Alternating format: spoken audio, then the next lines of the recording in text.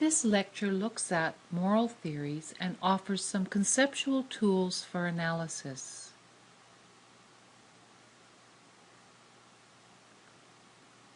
These are the topics we'll look at. What is the relation between moral theory and common morality? What is the structure of a moral theory?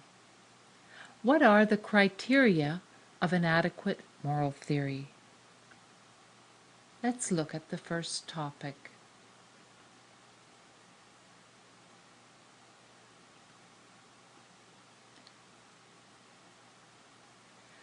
Common morality and moral theory has been looked at by two philosophers. W.D. Ross has outlined a set of duties that he feels reflect our common morality. These duties rest on previous acts of fidelity and reparation. They include duties of gratitude, duties of justice, duties of beneficence, duties of self-improvement, and duties not to injure others. Bernard Gert, on the other hand, has made a list of rules that he feels captures common morality.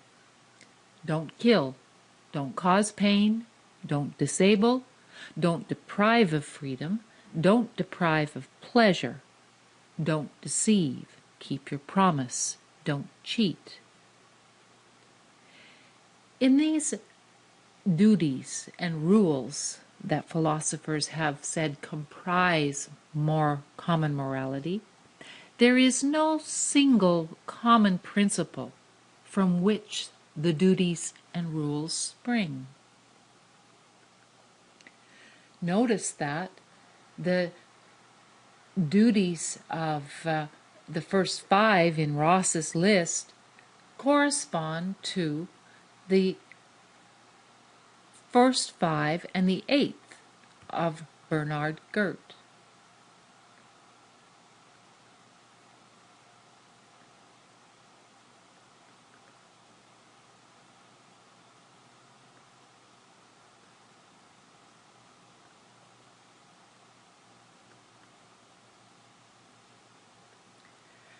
Theories with a single underlying principle include theories like self-interest. One ought to maximize one's self-interest.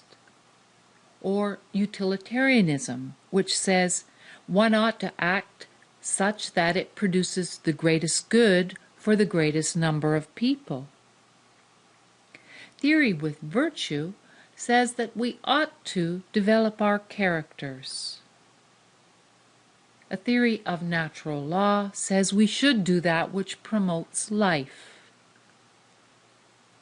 And a theory for respect for persons claims that we ought never use a person as a means to an end.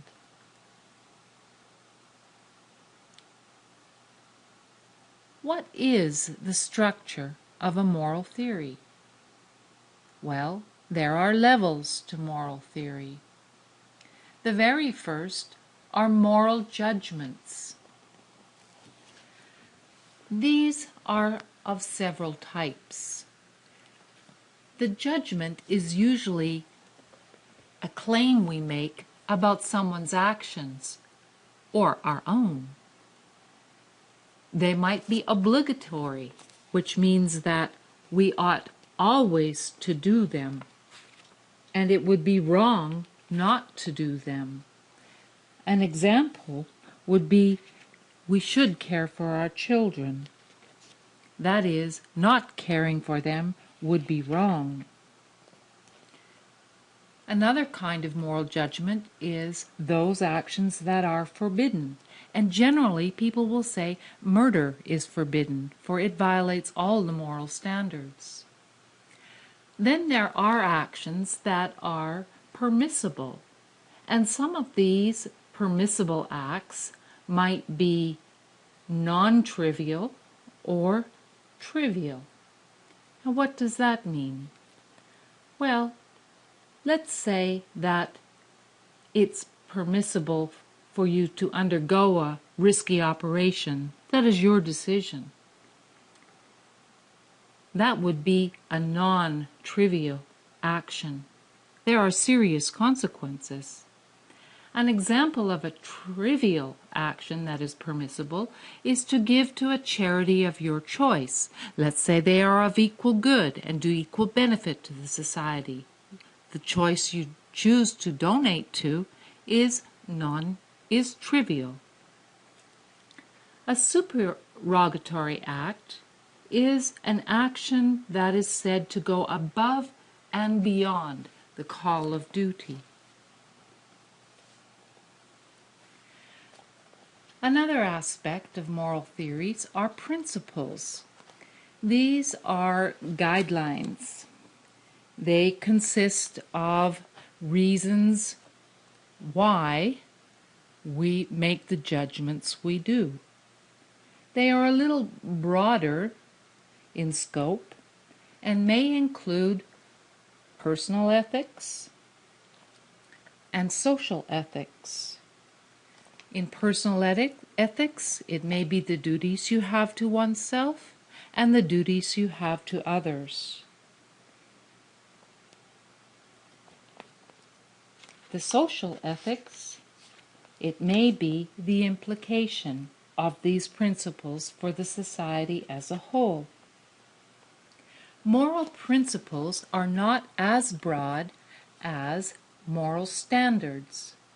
A moral standard means that this same principle must be applied to myself as well as others, and it can be applied in different circumstances.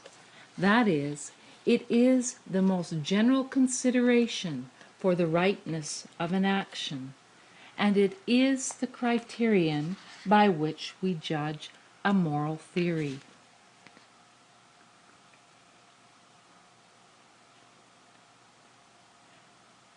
What are the criteria of an adequate moral theory? Well, first we have the question of whether the theory is consistent and coherent. This is very important because it cannot be used in one circumstance and not in another.